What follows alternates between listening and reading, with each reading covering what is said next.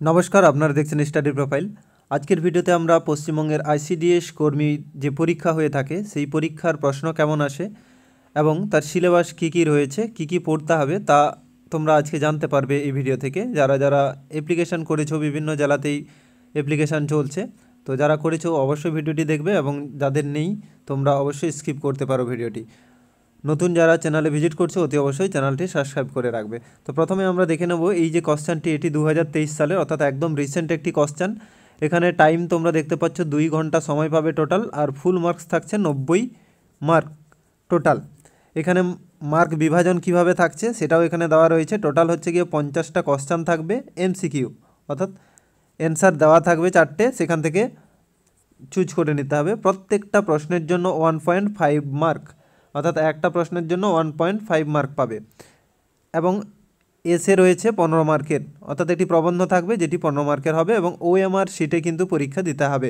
OMR কীভাবে fill up করতে হয় তার একটি ডেমো ভিডিও আমি ডেসক্রিপশানে দিয়ে রাখবো, সেখান থেকে তোমরা চেক করে নিতে পারো। তো আমরা দেখে নেব সিলেবাসটি কী রয়েছে, কী কী পড়তে হবে তোমাদের সেটা আগে জেনে নাও যে এখানে সিলেবাস কী কী রয়েছে। প্রথমেই তোমরা দেখতে পাচ্ছ মাতৃভাষায় 150 শব্দের মধ্যে একটি প্রবন্ধ যেটি 15 মার্কের থাকছে। পাটিগণিত থাকবে 8ম শ্রেণী মানের 20 নম্বরের। পুষ্টি, জনস্বাস্থ্য, নারীর মর্যাদা, এখান থেকে 15 মার্ক থাকছে। সাধারণ জ্ঞান থেকে 20 মার্ক থাকছে প্রশ্ন, ইংলিশ থেকে থাকছে 20 মার্কের। এই হলো গিয়ে টোটাল 90 মার্ক। এইখান থেকে এইটা পুরোটা 90 মার্ক, 50টা টোটাল কোশ্চেন হবে এখানে। নেক্সট হচ্ছে মৌখিক, যারা পরীক্ষায় পাশ করবে তাদের জন্য মৌখিক 10 মার্কের হবে। এই 10 মার্ক টোটাল নিয়ে হচ্ছে 100 মার্কের ওপরে মেরিট লিস্ট প্রকাশিত হবে। তো এই হচ্ছে গিয়ে তোমাদের টোটাল সিলেবাস। এবার আমরা কোশ্চেনের দিকে চলে যাই যে কোশ্চেন কী ধরনের হয় এবং কোনগুলো তোমাদের পড়তে হবে সেগুলোও কিন্তু আমি এখানে ভিডিওর সাথে সাথে তোমাদের জানিয়ে যাব, ঠিক আছে? তো দেখতে থাকো, যাদের রয়েছে বা যারা দেবে বলে মনে করছো অতি অবশ্যই তোমরা দেখতে থাকো। প্রথম প্রশ্ন দেখতে পাচ্ছ ডাই অ্যামোনিয়াম ফসফেট অর্থাৎ ডিএপি, যেটাকে জানি, যেটা রাসায়নিক সার হিসেবে আমরা কৃষিকাজে ব্যবহার করে থাকি। এই ডিএপির উপাদানগুলি কী কী জিজ্ঞাসা করা হয়েছে, ডিএপির মধ্যে কী কী রয়েছে। তো এটা আমরা সকলেই জানি যে নাইট্রোজেন এবং ফসফরাস থেকে থাকে এখানে। দ্বিতীয় যে প্রশ্ন রয়েছে, সাধারণত 1 থেকে 3 বছর বয়সী শিশুদের পুষ্টির অভাবের কারণে যে অন্ধ রোগ হয়, অর্থাৎ এটা চোখের একটা রোগের কথা বলা হলো, সেই রোগটা কি? স্কারভি, ক্যারাটোমেলেসিয়া, এনিমিয়া, খুশকি। খুশকি মাথায় হয় তোমরা জানো, তো এই ক্যারাটোমেলিয়া এটা হচ্ছে গিয়ে চোখের একটি রোগ, অর্থাৎ সঠিক উত্তর হয়ে যাবে অপশন বি। নেক্সট আমরা প্রশ্ন দেখে নেব। তৃতীয় নম্বর প্রশ্ন যেটি রয়েছে, নিচের কোনটি যৌনবাহিত রোগ নয়? তাহলে এখানে 3টে যৌনবাহিত রোগ রয়েছে এবং একটি নয়, যেটি নয় সেটা আমাদের দাগ করতে হবে, সেটি হচ্ছে যক্ষা রোগ। আমরা জানি এটি কিন্তু যৌনবাহিত রোগ নয়, বাকি যে 3টে রয়েছে এটি যৌন রোগ রয়েছে 3টেই। আচ্ছা, নেক্সট চতুর্থ নম্বর, একটি দোকানে একটি মালা 75% ছাড়ে বিক্রি করা হয়েছে। ছাড়ের পরে মালার বর্তমান মূল্য 60 টাকা হয়েছে, মালার আসল মূল্য কত জিজ্ঞাসা করা হয়েছে। তো এই ধরনের প্রশ্ন তোমরা দুভাবে করতে পারো, দু ধরনের পদ্ধতি রয়েছে, যেটা সঠিক মনে হবে তোমরা সেভাবে করতে পারো। দুটোই আমি এখানে দেখাচ্ছি। তো দেখতে পাচ্ছ 75% ছাড় দেওয়া হয়েছে। যে কোনো জিনিসের আমরা অরিজিনাল ভ্যালু কত ধরি? 100% ধরে থাকি, তাই না? তো এখানে 75% যেহেতু ছাড় দিয়ে দেওয়া হয়েছে, তাহলে আর কত পার্সেন্ট থাকছে? 25%। তো 25% যে জিনিসটার মূল্য সেখানে তিনি 60 টাকা নিচ্ছে, 25% সমান 60 টাকা। তাহলে এখান থেকে আমরা এটা অনুমান করতে পারি যে 25% সমান হচ্ছে গিয়ে 60 টাকা। তাহলে আমাদের অরিজিনাল মূল্য যে কোনো জিনিসের ভ্যালু হয় 100%। তো 25 টাকা 100 কী করে করতে পারি না, 25-এর সাথে 4 গুণ করে কিন্তু 100 করতে পারি, 25 4 100 হয়। তাহলে এই দিকেও সমানের এই দিকেও 4 গুণ হবে, তাহলে এটা হবে 6 4 24 240 হয়ে গেল। তাহলে এটা সঠিক উত্তর অপশান ডি হবে 240। এটা যেমন একটা পদ্ধতি, আরেকটি পদ্ধতি রয়েছে সেটা পার্সেন্টেজ পদ্ধতি। 75%কে আমাদের আগে ভগ্নাংশে পরিণত করতে হবে, সেটি হচ্ছে গিয়ে 25 3 75, 25 4 100, এটা হচ্ছে ভগ্নাংশ। তো নিচেরটাকে আমরা অরিজিনাল ভ্যালু ধরি, যে যদি অরিজিনাল 4 টাকা দাম থাকে, 75% ছাড় দিল মানে 3 টাকা ছাড় দিলে জিনিসটার দাম থাকে 1 টাকা। এই 1 টাকায় বিক্রি করেছে, তো এখানে প্রশ্নে বলা হয়েছে 60 টাকায় বিক্রি করা হয়েছে, যেটি 60 গুণ বেশি একের থেকে, তেমনি 4 টাকাও অরিজিনাল না হয়ে 60 গুণ বেশি হলে 6 4 24 240 টাকা। তো এই দু ধরনের পদ্ধতি আছে, যে কোনো পদ্ধতিতে তোমরা করতে পারবে এই উত্তরটি। নেক্সট প্রশ্ন আমরা দেখে নেব। এটি প্রশ্নপত্রের প্রতিটি পাশের দৈর্ঘ্য 6 সেন্টিমিটার দেওয়া হয়েছে, ক্ষেত্রফল জিজ্ঞাসা করা হয়েছে, মানে চারদিকটাই সমান, মানে হচ্ছে এটি বর্গক্ষেত্রের কথা বলা হয়েছে, বর্গক্ষেত্র। এই বর্গক্ষেত্রের যে ক্ষেত্রফল তার সূত্র হচ্ছে দৈর্ঘ্যের স্কোয়ার। তো দৈর্ঘ্য কত রয়েছে আমাদের 6 সেন্টিমিটার রয়েছে, তাহলে এর স্কোয়ার যদি হয় 6 স্কোয়ার কত হবে 6 6 36 হবে। তো সঠিক উত্তর অপশান বি হয়ে যাবে এখানে। তো পরের প্রশ্ন আমরা দেখে নেব 6 নম্বর প্রশ্ন। এটিও একটি ম্যাথ রয়েছে। একটি ক্লাবে যতজন সদস্য আছে তার প্রত্যেকে তত টাকা করে চাঁদা দেওয়ায় মোট 14,641 টাকা চাঁদা উঠল। ক্লাবটির সদস্য সংখ্যা কতজন এটা আমাদের বলতে হবে। তার মানে এখানে বলা হলো যে যদি 10 জন সদস্য থাকে তাহলে 10 টাকা করে দেবে প্রত্যেকে, 11 জন থাকলে 11 টাকা করে প্রত্যেকে দেবে, এইরকম চলবে আর কি। তো এখানে যদি 109 জন থাকে তাহলে 109 টাকা করে প্রত্যেকে দেবে। তো এটা আমাদের দেখতে হবে কার স্কোয়ার।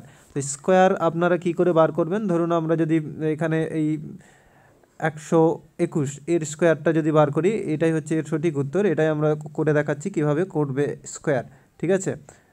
121, তো এদিক থেকে ধরে নেবে সংখ্যা প্রথম সংখ্যা এবং এটাকে দ্বিতীয় সংখ্যা হিসেবে ধরবে, ঠিক আছে। স্কোয়ার এখানে লিখে দিলাম। তাহলে একের স্কোয়ার কত হয়, একে একই হয়, তাহলে পিছনে এক লিখবে। এবার এইটার সঙ্গে এই দ্বিতীয় সংখ্যা এটা গুণ হবে এবং এই গুণফলের সাথে এই 2 গুণ হবে, মানে 1 × 12 × 2 এটা করতে হবে। তাহলে 12 একে 12, 12 দুগুণে 24, তাহলে 24-এর 4 এখানে লিখবো, হাতে যে 2 থাকবে সেটা আমরা পরে রাখবো। তারপরে যে এই দ্বিতীয় সংখ্যাটি যেটা ধরেছিলাম 12-র স্কোয়ার, 12-র স্কোয়ার কত হয় 144, 12 12 144 হয়, 144 আর হাতে 2 146 হলো, কত 146, দেখো 14,641 হলো। এটি এখানে দেওয়া রয়েছে 14,641 টাকা, তাহলে সঠিক উত্তর অপশান ডি হবে। তো এটা তোমরা করতে পারো, এটাতে যে কোনো ধরনের স্কোয়ার তোমরা বার করতে পারবে, ঠিক আছে। তো এই পদ্ধতিটা শিখে রাখতে পারো, নাহলে আরও ইজি মেথড রয়েছে। যেমন ধরো 109, এই 109-এর যদি স্কোয়ার করতে হয় তাহলে কি করতে পারি আমরা, না এখানে আমরা 9-এর যে রয়েছে 9 9 81 হয়, তো এটাকে আমরা আগে লিখে নিলাম এখানে, তারপরে হাতে 8 রইল। এবার এখানে 109 আর 9 যোগ করলে যা হয়, তো এইভাবেও আমরা কিন্তু করতে পারি। তবে সব থেকে ইজি যে মেথড হয়ে থাকে সেটা হচ্ছে এটা তোমরা মনে রাখবে, এটা না মনে রাখলেও হবে, ঠিক আছে। তো নেক্সট প্রশ্ন আমরা দেখে নেব 7 নম্বর প্রশ্ন। 7 নম্বর প্রশ্নে বলা হয়েছে 10 মিটার ছিট কাপড়ে 5টি প্যান্ট বানানো সম্ভব হলে 21টি প্যান্ট বানাতে কত মিটার ছিট কাপড় লাগবে, এটা জিজ্ঞাসা করা হয়েছে। তো খুবই ইজি আছে, 10 মিটারে 5টা প্যান্ট, মানে একটা প্যান্ট বানাতে কত লাগছে 2 মিটার কাপড় লাগছে, একটা প্যান্টের জন্য 2 মিটার লাগছে। আমাদের বানাতে হবে 21টা প্যান্ট, 21টা প্যান্টের জন্য বেশি লাগবে, তাহলে 21 × 2 হয়ে যাবে, এটা 21 × 2 হয়ে যাবে, 21 দুগুণে 42, তাহলে টোটাল হচ্ছে গিয়ে 42 মিটার লাগবে। তো এটা হচ্ছে গিয়ে সঠিক উত্তর। নেক্সট 8 নম্বর প্রশ্ন দেখব আমরা এখানে 9602 এর সঙ্গে কোন ক্ষুদ্রতম সংখ্যা যোগ করলে যোগফল একটি পূর্ণবর্গ সংখ্যা হবে। তো বলা হয়েছে যে পূর্ণবর্গ সংখ্যা হতে হবে। 9000-এর কাছাকাছি যে পূর্ণবর্গ সংখ্যা সেটা কি হবে, না আমরা জানি 100-র সাথে যদি আমরা 100 গুণ করি কত হয় 100 এখানে 10,000 হয়ে যাবে, ঠিক আছে। এটা আছে 9000, তার মানে 100-র কিছু কম আছে। তো সেটা আমরা কি করে জানবো এবারে কত হতে পারে, না এটাকে আমরা 98 দিয়ে দেখতে পারি। 98-এর স্কোয়ার কত হবে সেটা আমরা এখানে বার করে দেখে নেব। এই 98-এর স্কোয়ার হবে 9604 হবে। 98 × 98 তোমরা যদি গুণ করে দেখো তাহলে এখানে দেখতে পাবে যে 9604 হবে, ঠিক আছে, 9604, অর্থাৎ এখানে 9602 রয়েছে, তার সাথে 2 যোগ করে দিলেই কিন্তু এই সংখ্যাটা পাবো, যেটা কিনা পারফেক্ট 98-এর স্কোয়ার হয়। সঠিক উত্তর অপশান বি হয়ে যাবে। পরের প্রশ্ন আমরা দেখব যে বৃত্ত সম্পর্কে কোনটি সঠিক নয় জিজ্ঞাসা করা হয়েছে এখানে। তো কেন্দ্র থেকে পরিধির উপরে যে কোনো বিন্দুর দূরত্ব সমান, ধরো বৃত্ত, এইরকম একটা বৃত্ত রয়েছে যদি আমরা ধরি, সঠিক হলো না তাও আর কি, আচ্ছা এর যে কেন্দ্র মাঝখানটাকে আমরা কেন্দ্র বলি, তাহলে কেন্দ্র থেকে চারদিকের দূরত্বটা সমান হয়, এটা ঠিকই বলেছে, এটা হয়। একটিই কেন্দ্র থাকে, একটা বৃত্তের একটাই কেন্দ্র থাকে, এটাও সঠিক। ব্যাসের ওপরে বৃত্তের কেন্দ্র অবস্থান করে না, তাহলে এই যে ব্যাস আমরা কোনটাকে বলি, মাঝ বরাবর যে রেখাটা থাকে তাকে ব্যাস বলা হয়ে থাকে, এদিকে ওদিকে দুটোই সমান হবে, এটা একটু নিচে টানলাম। তো এটাকে মাঝখানেই থাকে, আমরা জানি যে বৃত্তের যে কেন্দ্র সেটি মাঝখানেই থেকে থাকে, তো এই জিনিসটা ভুল দেওয়া হয়েছে, ঠিক আছে, অপশান সি এইটাই কিন্তু আমাদের সঠিক উত্তর হবে। এই যে দেওয়া হয়েছে এটা ভুল ছিল, যার কারণে আমরা এটাকে সঠিক উত্তর ধরলাম। তারপরে আছে FSSAI ফেসাই, এবং এনডিডিবি নিয়ম অনুসারে ভারতে প্রমিত দুধে চর্বি এবং সলিড নট ফ্যাট এর শতাংশ কত রয়েছে সেটা আমাদের বলতে হবে। তো এই যে দুধের মধ্যে, কোনো দুধের মধ্যে, মিশ্র দুধের মধ্যে চর্বি এবং এসএনএফ যেটা সলিড নট ফ্যাট, এটা কত রয়েছে তার বলা হয়েছে, কত শতাংশে বলতে বলা হয়েছে। তো সঠিক উত্তর এখানে হয়ে যাবে 4.5 এবং 8.5, এই যে যেটা রয়েছে এটি, অর্থাৎ চর্বি 4.5 শতাংশ এবং সলিড নট ফ্যাট যেটা 8.5 শতাংশ। এটা সব ক্ষেত্রে কিন্তু সমান হয় না। আমরা যেমন গরুর দুধের ক্ষেত্রে আমরা এসএনএফ যেটাকে বলছি, এসএনএফ থাকে হচ্ছে গিয়ে 8.3 থাকে, আর এখানে যেটা চর্বির কথা বলা হচ্ছে, চর্বি থাকে 3.2 শতাংশ থেকে থাকে গরুর দুধের ক্ষেত্রে। আর মহিষের দুধের ক্ষেত্রে এখানে 9 হয়ে যায়, এসএনএফটা 9 হয়ে যায়, 9 শতাংশ, আর এখানে 6 শতাংশ চর্বি থাকে গরুর দুধের মধ্যে। তেমনি যদি ছাগল ভেড়ার মধ্যে যদি দেখি, ছাগল ভেড়ার দুধের মধ্যে 9% এখানে থাকে এসএনএফ, এবং যে চর্বির কথা বলা হচ্ছে সেটি 3 থেকে 3.5 পর্যন্ত থাকে। অর্থাৎ এটা কিন্তু আলাদা আলাদা প্রত্যেকটা দুধ অনুযায়ী চেঞ্জ হয়ে যায়, কিন্তু এটা স্ট্যান্ডার্ড যেটা বলা হয়েছে সেটা এই অপশান বি, এটা 4.5 থেকে 8.5 এটাকে ধরা হয়েছে। ঠিক আছে, তো সঠিক উত্তর অপশান বি হয়ে যাবে এখানে। পরের প্রশ্ন আমরা একটু দেখে নেব, নিচের কোনটিতে বৃত্তাকার অংশ আছে? অর্থাৎ নিচে 4টে বলা হয়েছে, প্রিজম, শঙ্কু, পিরামিড, ঘনক। যার মধ্যে এই যে শঙ্কুর আকৃতিটা দেখলেই আমরা বুঝতে পারবো এর মধ্যে কিন্তু গোলক রয়েছে। শঙ্কু দেখতে কেমন হয় এটা আমরা একটু এঁকে নিলাম এখানে। তো এইখানে এরকম করে গোল দিতে হয়, এটাকে আমরা শঙ্কু বলে থাকি। তো এইখানেই বৃত্ত রয়েছে, বৃত্তাকার অংশ কোথায় রয়েছে? শঙ্কুতে রয়েছে, তাই অপশান বি সঠিক উত্তর হবে। 12 প্রশ্নটা দেখব, কোন অণুজীবের সংক্রমণে জরায়ু ক্যান্সার হতে পারে? জরায়ু যে ক্যান্সার হয় সেটির জন্য দায়ী হচ্ছে গিয়ে হিউম্যান পেপিলোমা ভাইরাস। এই এইচপিভি ভাইরাসটি কিন্তু জরায়ুর জন্য দায়ী থাকে, জরায়ু ক্যান্সারের জন্য দায়ী, অর্থাৎ অপশান বি সঠিক উত্তর এখানে হয়ে যাচ্ছে। নেক্সট আমরা পরের প্রশ্নতে চলে যাব, নিম্নলিখিত কোন সংখ্যাটি 11 দিয়ে ভাগ করা যায় না? অর্থাৎ এখানে 3টে আছে যেগুলো ভাগ করা যাবে এবং একটা ভাগ করা যাবে না। এই 11 দিয়ে ভাগ করার নিয়মটা যদি আমাদের জানা থাকে তাহলে খুব সহজেই আমরা বার করতে পারবো কোনটা ভাগ করা যাবে এবং কোনটা যাবে না। কি করে করতে হয় না, 11 দিয়ে ভাগ করার জন্য একটা ছেড়ে একটা সংখ্যা আমরা লিখব। ডান দিক থেকে যাচ্ছি, প্রথমে অপশান এটা আমরা দেখে নিচ্ছি এটা 11 দিয়ে ভাগ কাটছে কিনা। তো আমি বললাম একটা ছেড়ে একটা সংখ্যা লেখো, প্রথমে 9 আছে তাহলে 9 লেখো, 4টাকে বাদ দিয়ে দেবো, তারপরে 0 আছে 0 লিখবো, তারপরে 2টাকে বাদ দেবো, 6 লিখবো। ঠিক আছে, 2টাকে বাদ দিয়ে 6 লিখবো, তাহলে এখানে আমার দাঁড়ালো, তারপরে 9 বাদ থাকবে বলেছি, একটা ছেড়ে একটা বাদ থাকবে, তাহলে 9 0 6 রইল। আচ্ছা, এরপরে 9টা আমি নিয়ে নিয়েছি, তাহলে এবার 4 নেব, এর নিচেই আমি নিলাম 4, তারপরে 0 বাদ দিয়ে 2 নেব।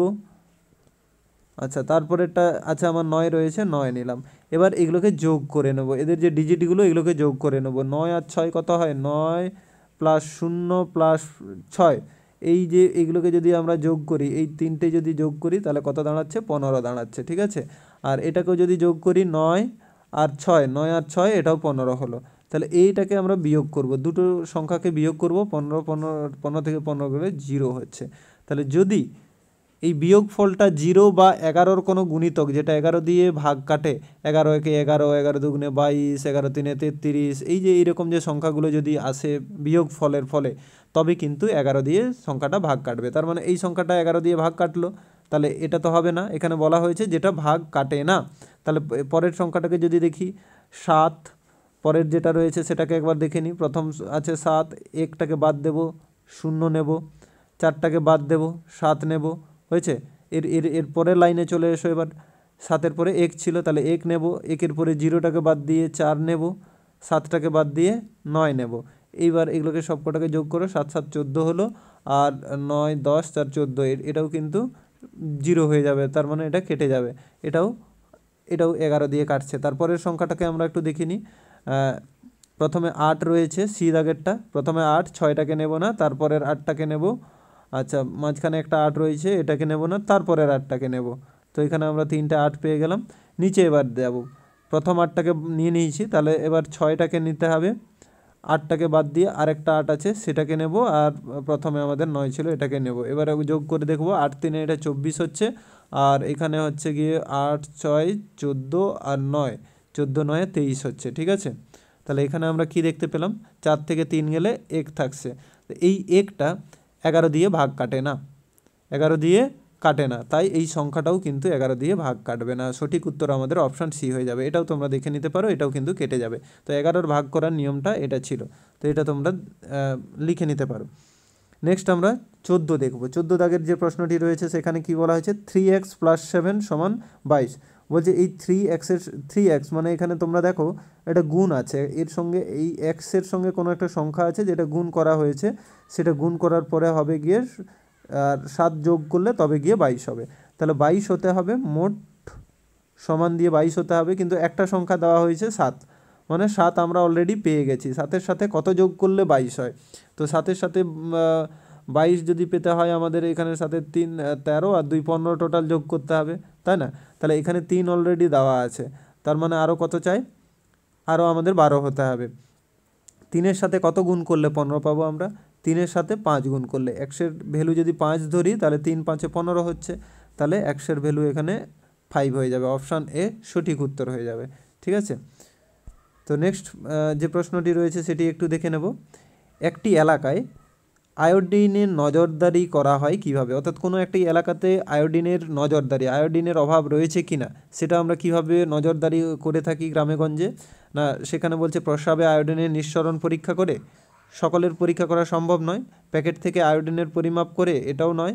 গলগণ্ডের প্রাদুর্ভাব, আমরা জানি যে আয়োডিনের অভাবে এই যে গলগণ্ড যে রোগ, এই রোগটা কিন্তু বেড়ে যায়। যেখানে আমরা দেখব যে ওই রোগ বেড়ে যাচ্ছে তখন মনে করতে হবে সেখানে আয়োডিনের অভাব রয়েছে। তো এই সি, অপশান সি সঠিক উত্তর হয়ে যাবে এখানে 15 দাগের।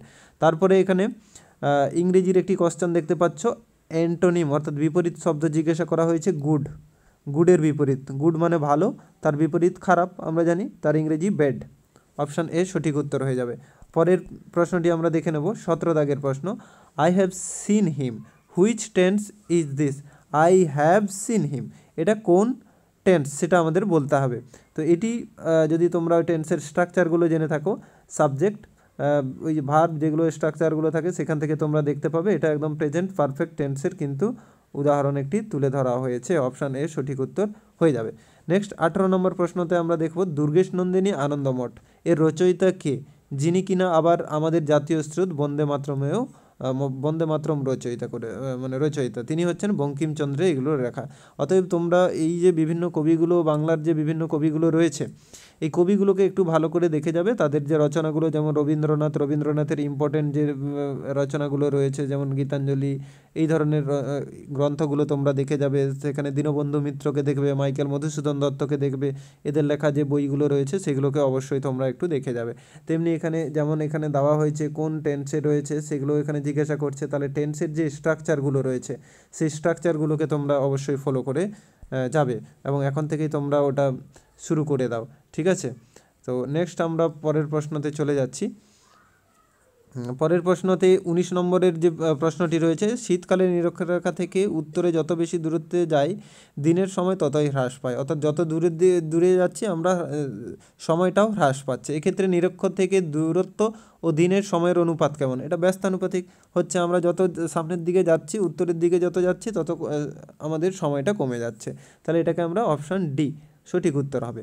বৃহৎ পরিসরে অত্যন্ত দূষিত জল পরিশোধনের জন্য পছন্দের পদ্ধতি কী, অর্থাৎ বৃহৎ পরিসরে অত্যন্ত দূষিত জল, ঠিক আছে, অনেক বড় ক্ষেত্রে যদি জল দূষিত হয় তখন কোন পদ্ধতি করা হয়, জল ফুটানো, অত জল তো ফুটানো সম্ভব নয়, ঠিক আছে, তো এটা হবে না। তারপরে বিপরীত আশ্রাবণ যেটাকে রিভার্স অসমোসিস বলা হচ্ছে, এটা কোথায় ব্যবহার করা হয়, যে আমরা অ্যাকোয়াগার্ডগুলো ইউজ করে থাকি সেক্ষেত্রে কিন্তু এটাই ব্যবহার করা হয়। এখানে কি করা হয় না, জল থেকে যে সমস্ত জলের মধ্যে আরও যে বিভিন্ন দ্রব্যগুলো মিশে থাকে সেগুলোকে আলাদা করে দেয়, এটাকে বিপরীত আশ্রাবণ বলা হয়।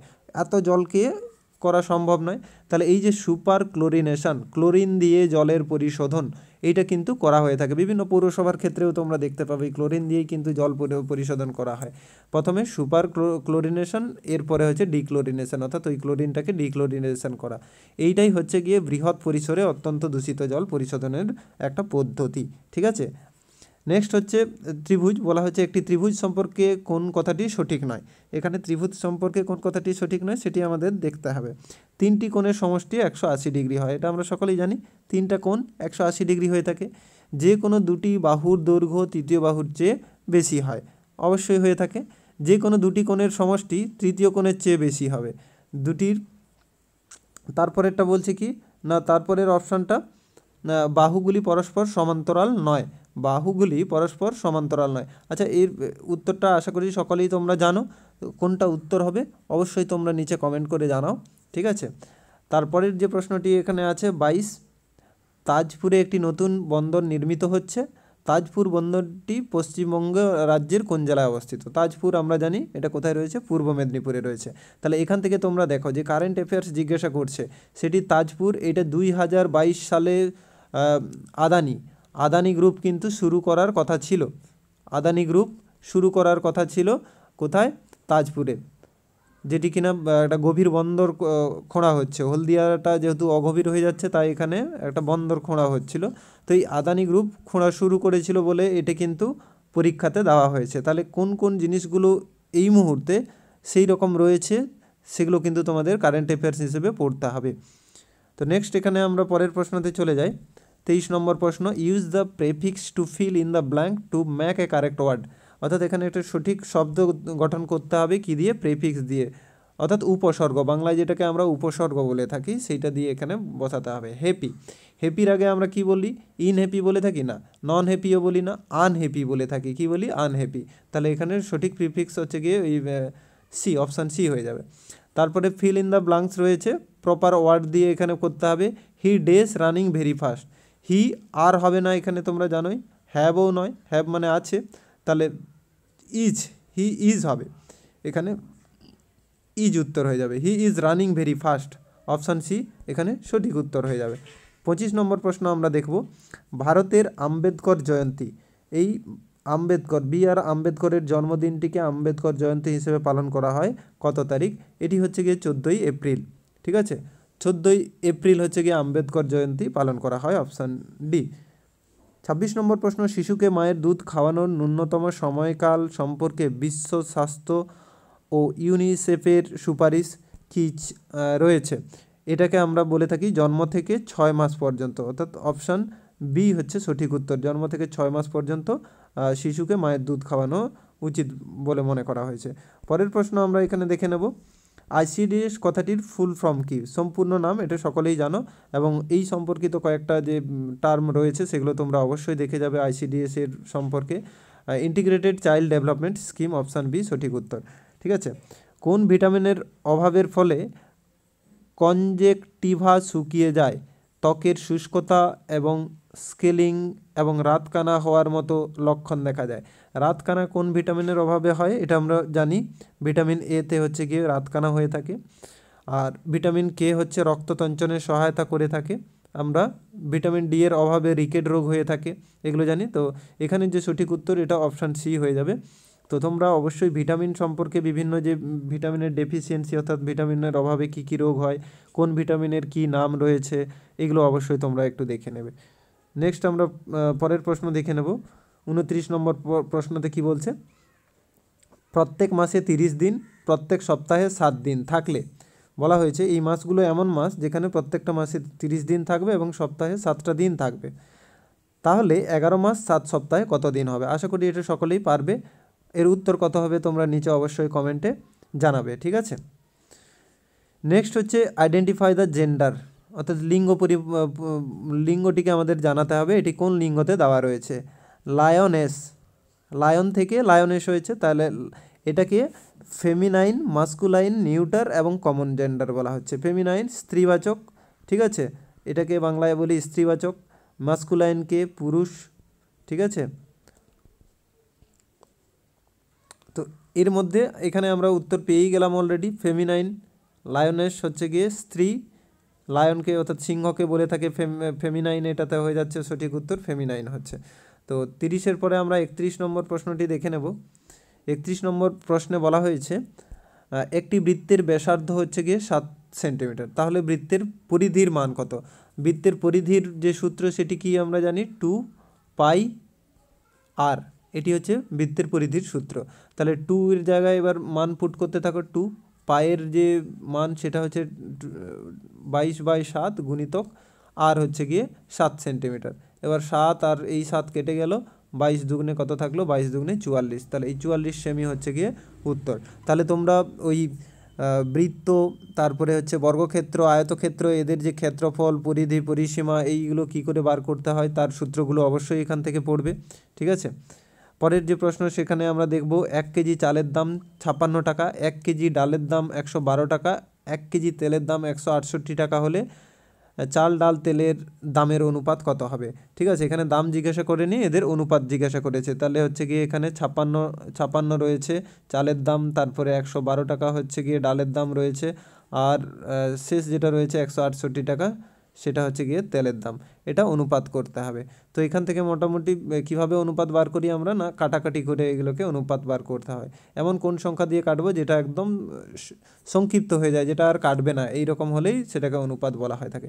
56তেই আমরা এটা কাটতে পারি। 56 একে 56, 56 দুগুণে 112 হয়ে যায়, আর 56 তিনে 168।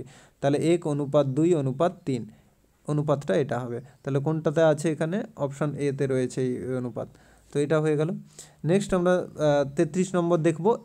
একটি প্রতিষ্ঠানে 250 জন কর্মী আছে, টোটাল হচ্ছে 250 জন কর্মী। কর্মকর্তাদের 30% পুরুষ এবং বাকিরা মহিলা, অর্থাৎ এই 250-র মধ্যে 30% কত হবে সেটা আমাদের বার করতে হবে। 250-র মধ্যে 30%, তো 30% সমান কত হয়, নিচে 100 লিখলেই হলো এখানে। আচ্ছা, এখানে তোমরা কাটাকাটি করলে হচ্ছে গিয়ে 3/10 পাচ্ছ, 3/10, অর্থাৎ মোট হচ্ছে 10 জন, কিন্তু আমাদের মোট যে প্রতিষ্ঠানে এখানে 10 জন না বলে বলেছে 250 জন কর্মী রয়েছে।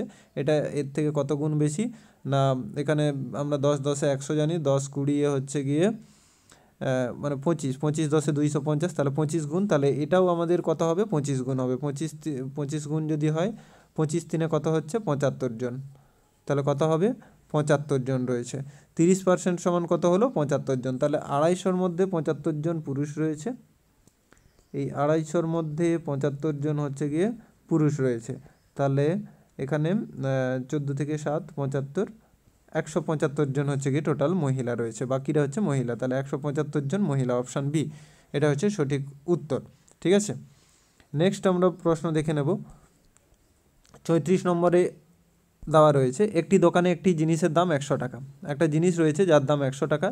দোকানদার যদি পণ্যটির উপর 25% ছাড় দেয় তাহলে সেই দোকানে জিনিসটির দাম কত হবে। এগুলো সব থেকে সহজ প্রশ্ন।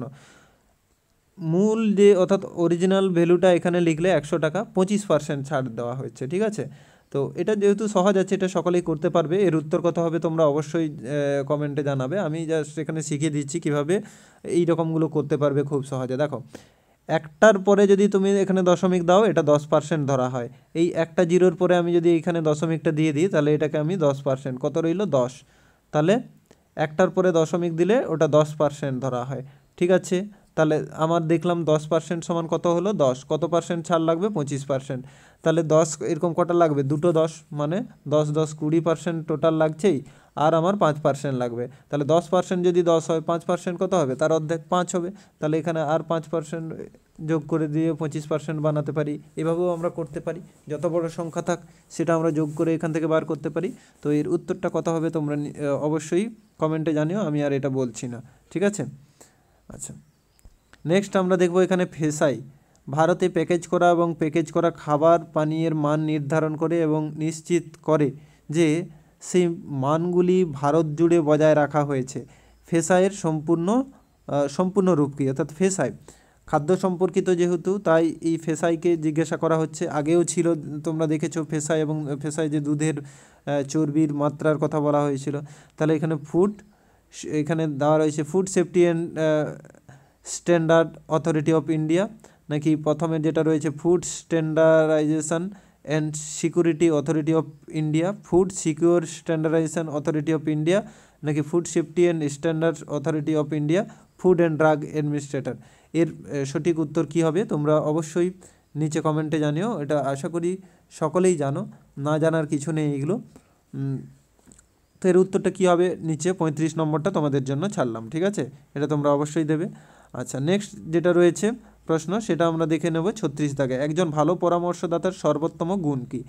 আচ্ছা, এর উত্তর কি হবে সেটা কিন্তু বলা মুশকিল হচ্ছে। তবে সবথেকে গ্রহণযোগ্য কি না, একজন ভালো শ্রোতা, যে তোমার কথাটা ভালো করে শুনতে পারবে, সেই কিন্তু তোমাকে ভালো পরামর্শ দিতে পারে। তোমার অসুবিধার কথা যদি সে ভালো করে না জানে, তাহলে কি করে তোমাকে পরামর্শ দেবে? ভালো শিক্ষক নাও হতে পারে, পরামর্শ সবসময় শিক্ষকই দেবে এমন তো কোনো কথা নেই, ঠিক আছে? ভালো বক্তা হলেই যে সেই পরামর্শ ভালো দেবে এমন তো কথা নেই। ভালো আইনজীবীও কিন্তু ভালো পরামর্শ দিতে পারে না। তাহলে এখানে একজন ভালো শ্রোতা, যে কিনা তোমাকে বুঝবে, শুনবে, সেই কিন্তু তোমাকে ভালো পরামর্শ দিতে পারে। অপশন এ হচ্ছে গিয়ে সঠিক উত্তর। তো এটাই মনে হচ্ছে সবথেকে গ্রহণযোগ্য, ঠিক আছে? পরের প্রশ্ন আমরা 37 নম্বর প্রশ্ন দেখে নেব। তো এখানে তোমরা দেখতে পাচ্ছ যে যক্ষ্মা রোগের কথা বলা হয়েছে। যক্ষ্মা রোগগুলির মধ্যে কোন রোগটির অগ্রগতি ত্বরান্বিত হয়? তাহলে যক্ষ্মা হলে কোন রোগটি অটোমেটিক চলে আসে সেটাই এখানে বলা হচ্ছে, যে হাম হয় নাকি HIV হয় নাকি কুষ্ঠ হয় নাকি হাঁপানি হয়। হাঁপানি হয়, অর্থাৎ যেহেতু যক্ষ্মা ফুসফুসে আক্রান্ত হয়, তাই এখানে হাঁপানি রোগটা কিন্তু যক্ষ্মা যাদের হয় হাঁপানিটা চলে আসে, এটা ঠিক আছে। নেক্সট যে প্রশ্ন রয়েছে সেটি আমরা 38 নম্বর দেখব। একটি কার্যক্রমে একজন ছাত্রকে 7টি গল্প পড়তে বলা রয়েছে। ছাত্রটি প্রতি গল্প পড়তে সময় ব্যয় করে 10 মিনিট। তাহলে ছাত্রটির সম্পূর্ণ কার্যক্রম শেষ করতে কত সময় লাগবে? তাহলে একটার জন্য তার 10 মিনিট লাগছে, 7টা তাকে পড়তে হবে, 10 গুণিতক 7, তাহলে সেটা কত হবে? 10 গুণিতক 7, 10 7 70 মিনিট লাগবে। এটা সব থেকে ইজি ছিল এটা। আচ্ছা, নেক্সট হচ্ছে গিয়ে আমরা দেখব which of the following is not properly matched, অর্থাৎ এখানে কোনটা ম্যাচ করছে না।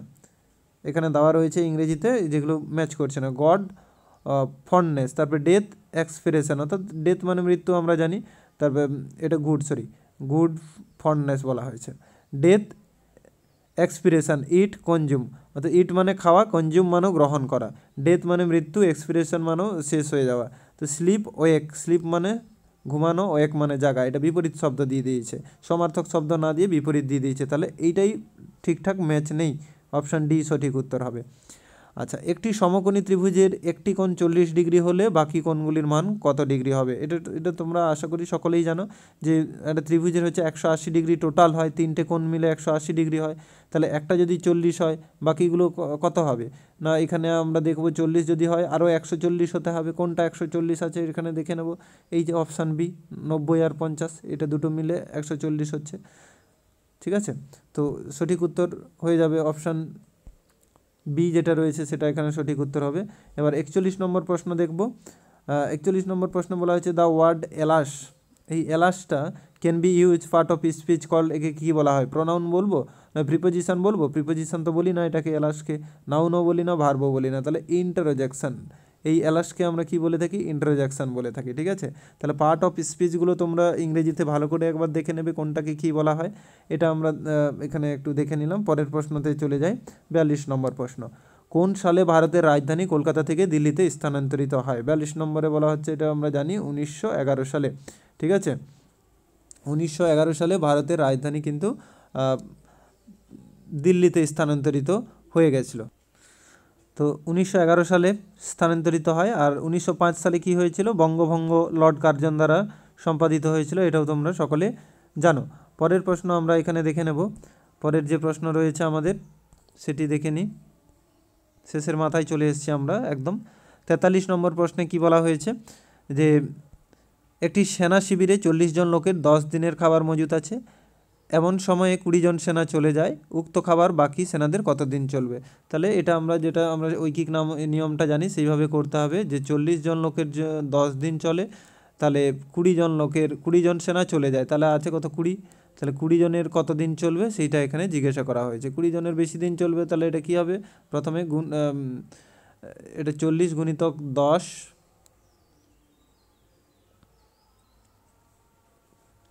এটা 40 গুণিতক 10 হচ্ছে, আর এখানে নিচে 20 হচ্ছে, 20 দুগুণে 40, 10 দুগুণে 20, অর্থাৎ অপশান সি এখানে সঠিক উত্তর হয়ে যাবে, ঠিক আছে? তো তারপরে হুইচ পের ডিফারেন্ট, অর্থাৎ এখানে কয়েকটা পের দেওয়া হয়েছে, জোড়া দেওয়া হয়েছে, তার মধ্যে কোনটা আলাদা সেটা খুঁজতে হবে।